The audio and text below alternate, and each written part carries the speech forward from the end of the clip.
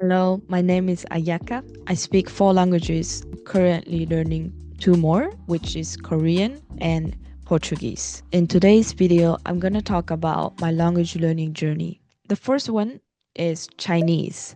I started learning Chinese back in 2017 when I just got into university. So it was when I was 18 years old. I started learning Chinese from scratch, just like other most of the other students. I remember in the first year we had 6 classes per week. On Mondays we had two Chinese classes, on Wednesday as well, and Friday as well. So we had 6 classes, 6 Chinese classes per week. And before the first period starts, we had pronunciation practice, which was voluntary. There were Chinese professors and Japanese professors to correct your pronunciation. We had pronunciation practice only when we had Chinese classes, which means Mondays and Wednesday and Fridays.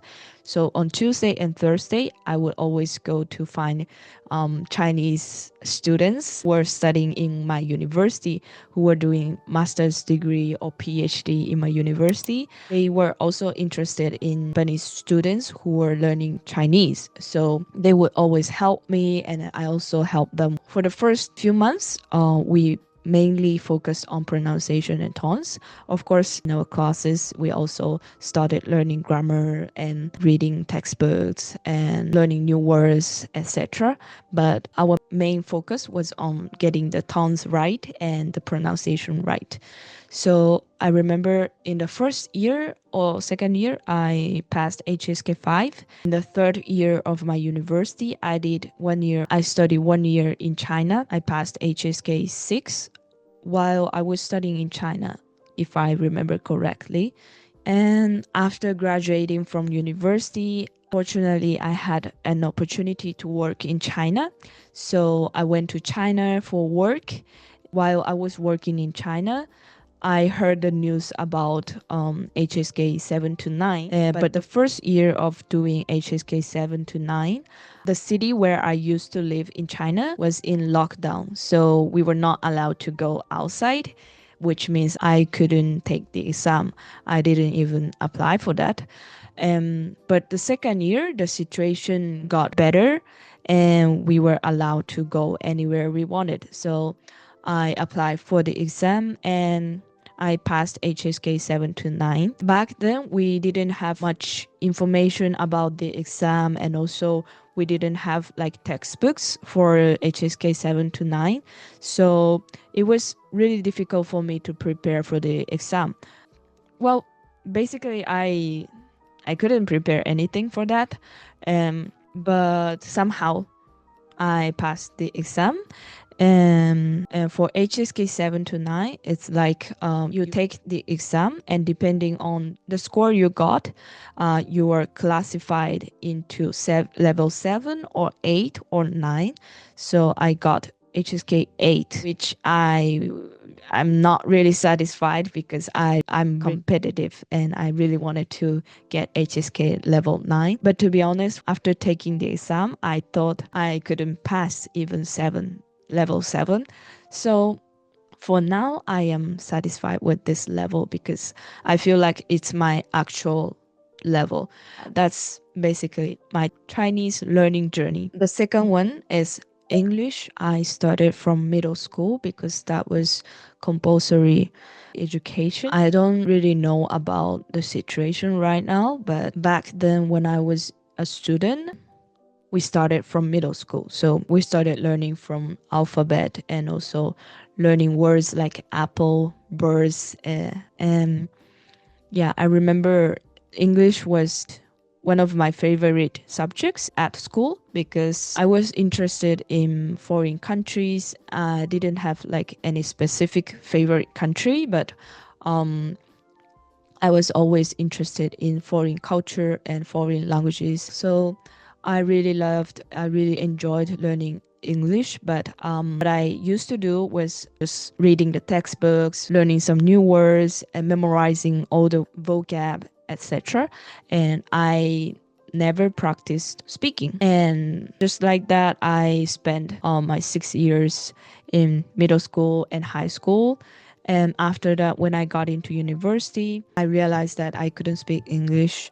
And when I was studying in China, I decided to work on myself and overcome the fear of speaking English. So I decided to go to Malaysia because I heard that they have like language, a lot of English language schools at reasonable price. So I went there and I studied for 1 month.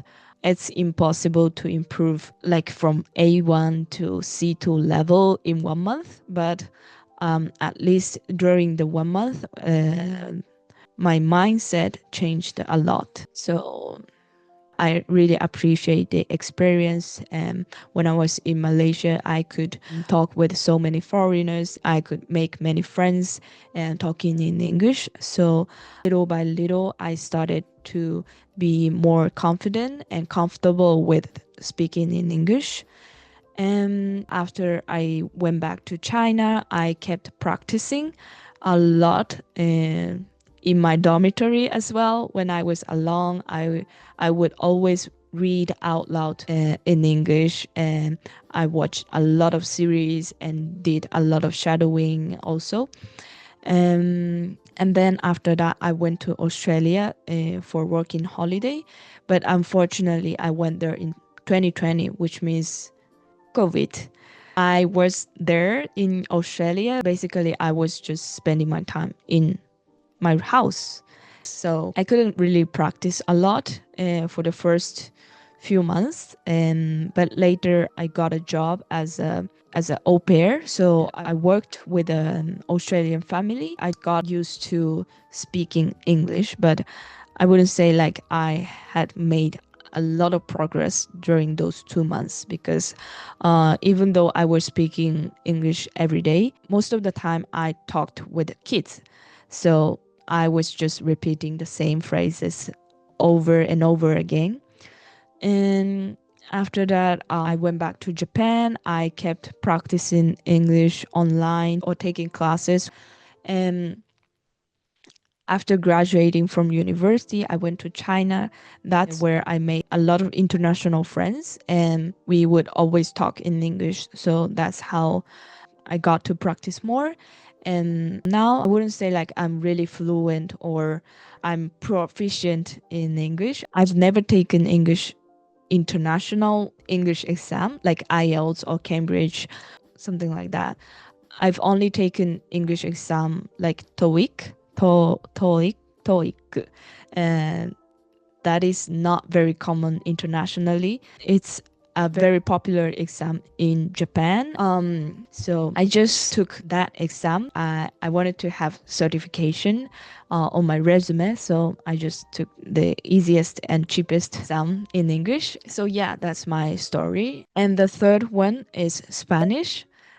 This is one of my favorite because first in Chinese I learned it as a major in university, so it's kind of academic for me. So I used to feel like stressed, and also I had so much pressure on myself because I felt like I had to be good at Chinese because that is my major, and also I had to get higher score, etc., etc.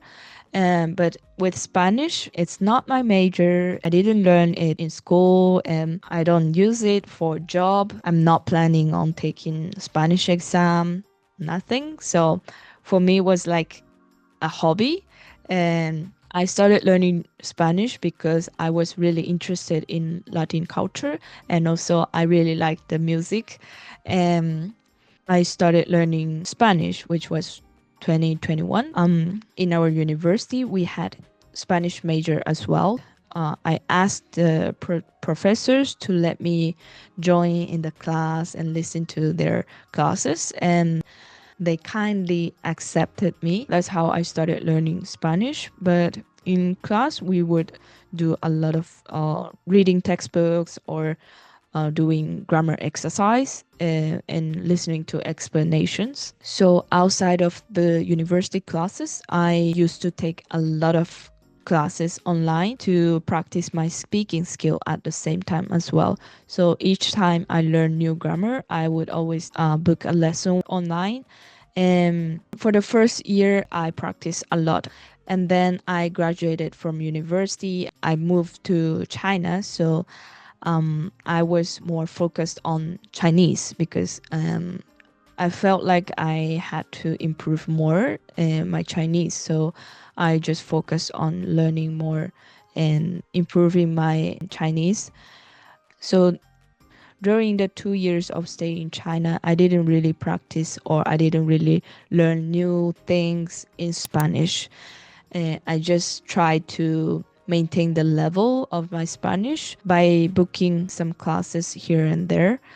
And I started traveling in Latin America and I realized that my Spanish was rusty, out of practice. And so I had to practice a lot. And also because when I was traveling, some of the places were dangerous. So I had to speak instead of searching on phone. I had to speak to people.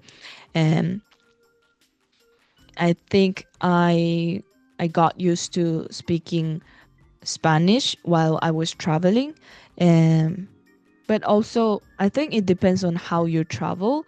But I didn't really like talking to so many people because I'm not really extroverted. So I think the first 2 or 3 months of traveling, I would just use the phrases like for ordering food or asking for directions and making reservation at a hotel or something like that. So I wouldn't say my Spanish improved a lot during the trip, but I got used to it and also I became more fluent than before. I'm not saying that I'm really good at Spanish or I'm very fluent. I'm just saying just fluent than before. And when I got here in Peru, I made some friends. So it's not just about traveling, because when you are traveling or going to one country to another very frequently, which countries have you been to, or where are you from, and what do you do, or how long are you going to stay here? When I got here in Peru, I started taking dance classes and I had to talk with people. So, yeah, and that's where I started to talk, not just about asking, where are you from? So, yeah, and even until now, I am living here in Peru, but I still take Spanish class once a week. And also, I watch a lot of videos in Spanish and try to expand my vocabulary and improve my fluency. I don't study as much as I did in the first year anymore. So, this is my Spanish learning journey. And fourth one is Korean. I started learning Korean, I think, probably about 2 years ago. I think I started watching K drama and listening to K pop when I was in elementary school, like when I was 9 or 10 years old. I started listening and watching a lot of TV shows as well, of course, with Japanese subtitles. But I did a lot of immersion without the intention of doing immersion because I was just enjoying the contents.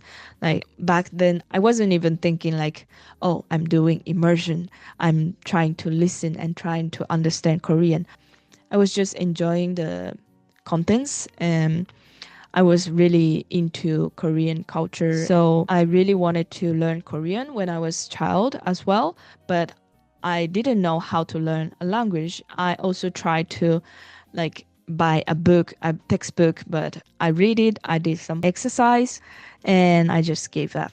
And then when I was in university, I started learning Chinese and English and then Spanish. So I didn't have much time for learning Korean. When I was in China in 2023, I found a Korean teacher. I took like 10 weeks of basic course with her and I really liked the method she uses to teach Korean. So after that, when she started opening grammar course. I continued learning with her, but I started traveling and sometimes I couldn't make it to the class. So I was kind of falling behind. Outside of the class, I didn't review and I didn't have like much time to study anymore. So I was kind of dabbling on Korean until very recently. And this month in July, I decided to pick it up again. So I'm currently like taking class once a week and also learning the grammar, and